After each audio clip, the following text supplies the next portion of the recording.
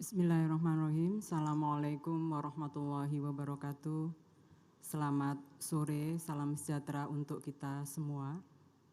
Yang sama-sama kita hormati dan selalu kita doakan sehat walafiat Bapak Presiden Republik Indonesia, Bapak Insinyur Joko Widodo, Bapak Ketua MPR RI, para Menteri Kabinet Indonesia Maju, terutama yang selalu mendampingi teman-teman pers, Bapak Menteri Komunikasi dan Informatika, Bapak Kepolisian Republik Indonesia, Bapak Listio Sigit, Panglima TNI, Bapak Agus Subianto, anggota DPR RI, Bapak PLT Gubernur DKI Jakarta, Bapak Heru Hartono, para Ketua Umum Konstituen Dewan Pers, khususnya yang baru saja merayakan ulang tahun sekaligus penanggung jawab HBN, Bapak Henry Bangun, dan juga Ketua JMSI, Pak Teguh Santoso. Para tokoh pers, para insan pers, para pemret, para senior pers, para duta besar dan pimpinan lembaga tinggi negara maupun lembaga swasta dan tokoh masyarakat, organisasi sosial, serta seluruh para undangan yang hadir pada hari ini, yang juga saya hormati Wakil Ketua Dewan Pers dan para sejawat anggota Dewan Pers. Sebelumnya mari kita bersama-sama menghaturkan rasa syukur pada Allah Tuhan Yang Maha Kuasa atas kesempatan hari ini kita bisa berkumpul merayakan dedikasi serta peran besar insan pers dalam menyajikan informasi kepada masyarakat melalui peringatan Hari Pers Nasional. Momentum ini sekaligus menjadi rasa syukur kita atas perhelatan pemilu tahun 2024 yang telah terlaksana beberapa waktu yang lalu. Pemilu adalah salah satu tonggak demokrasi dan pers adalah salah satu penegak demokrasi. Bapak dan Ibu sekalian, pasca reformasi, kondisi kemerdekaan pers di Indonesia termasuk merespon dinamika pemberitaan kepemiluan berangsur-angsur membaik.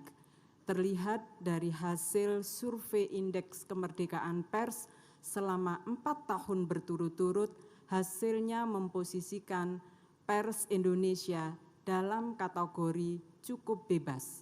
Meskipun secara perolehan skor mengalami penurunan sebesar 6,31 poin dibandingkan tahun 2022. Terkait pemberitaan kepemiluan, ada 7 laporan yang 5 diantaranya sudah dapat diselesaikan. Bapak, Ibu, serta hadirin yang kami hormati, ada pekerjaan penting bagi perkembangan pers saat ini, bahkan ini akan menjadi PR di tahun-tahun mendatang. Yang pertama adalah dari sisi kualitas. Pers dituntut harus mampu menjawab kebutuhan publik akan pentingnya informasi yang akurat, inspiratif, dan dapat dipertanggungjawabkan. Peningkatan aduan produk pers sebesar 30% selama 5 tahun terakhir dapat dimaknai adanya ketidakpuasan publik pada karya jurnalisme, sekaligus mencerminkan kesadaran dan kepedulian publik terhadap pers. Laporan Reuters tahun 2023 juga menyebutkan adanya penurunan kepercayaan kepada pers secara global. Hanya 40% responden yang menjawab bahwa mereka percaya penuh pada pers. Hal ini sama juga yang dirasakan oleh wartawan sendiri, yang tercermin dari survei yang dilakukan oleh Jason kepada jurnalis dunia pada tahun 2022, bahwa wartawan sangat kesulitan menjaga kredibilitasnya sebagai sumber berita terpercaya atau melawan tuduhan berita palsu.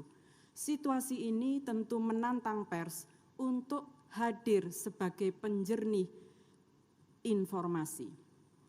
Kedua, tantangan yang juga sangat besar adalah turbulensi disebabkan karena disrupsi kehadiran artificial intelligence yang menuntut wartawan dan perusahaan media untuk meningkatkan profesionalismenya. Pada tahun 2023, setidaknya ada lebih dari 800 orang pekerja pers yang terkena layoff atau pemutusan hubungan kerja, dan bisa lebih jika dihitung dengan perusahaan lokal media. Padahal pada saat yang bersamaan, media dituntut untuk meningkatkan sumber daya manusia dan infrastruktur agar mampu menerapkan artificial intelligence yang memastikan prinsip etika jurnalistik, perlindungan privasi, hak intelektual, dan mentaati hukum perlindungan data.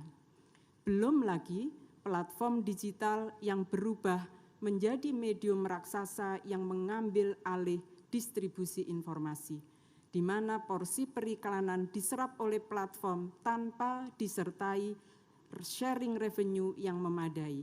Jika pemasukan media kian tergerus, bagaimana para insan pers dapat secara kontinu memberikan berita-berita berkualitas? Oleh karena itu patut disyukuri sekali lagi kepada Bapak Presiden Joko Widodo yang telah merespon dengan akan mengesahkan Perpres Publisher Rights. Sekali lagi terima kasih Bapak, mudah-mudahan ini bagian dari rasa keadilan bagi kawan-kawan jurnalis. Meskipun Undang-Undang Pers memberikan payung hukum perlindungan bagi pers, tetapi dukungan atas penegakan undang-undang ini masih belum signifikan. Fakta masih banyaknya terjadinya kekerasan kepada wartawan, termasuk perusakan alat kerja dan serangan siber. Bahkan temuan AJI dan PR2 Media tahun 2022 menyebutkan kekerasan seksual berbasis digital yang khas dialami oleh wartawan perempuan mengalami peningkatan yang signifikan dengan nilai sebesar 82,6%. Belum lagi ada catatan atas hubungan kerja di dalam lingkungan perusahaan pers yang masih diskriminatif, membuat wartawan kehilangan idealisme. Bapak Presiden dan para hadirin sekalian yang kami hormati, momentum kali ini juga didedikasikan agar kita semua mengingat peristiwa tahun 1998, agar upaya menutup kebebasan berpendapat tidak lagi terjadi. Kriminalisasi wartawan dengan menggunakan Undang-Undang ITE atau KUHP yang menunggu waktu 2 tahun lagi diberlakukan agar bisa dimitigasi dan tidak berulang. Berbagai upaya telah dilakukan oleh Dewan Pers bersama dengan konstituen, di antaranya membangun kesepahaman bersama antara Dewan Pers dan Kepolisian Republik Indonesia, terima kasih Bapak Kapolri, bahwa karya jurnalisme bukan objek pemidanaan. Tentu kesepahaman ini perlu ditingkatkan melalui penyediaan dasar hukum yang lebih kuat dan memiliki daya ikat bagi aparatur penegak hukum dan pers dalam menyikapi pelaporan terhadap karya jurnalisme. Ibu dan Bapak sekalian yang kami muliakan, persoalan-persoalan tadi harus direspon tidak hanya oleh masyarakat pers, tapi juga oleh pemerintah, terutama kami titipkan kepada pemegang kekuasaan baru untuk 5 tahun ke depan. Kami telah meminta komitmen kepada para pasangan calon presiden dan wakil presiden untuk menjamin kemerdekaan pers.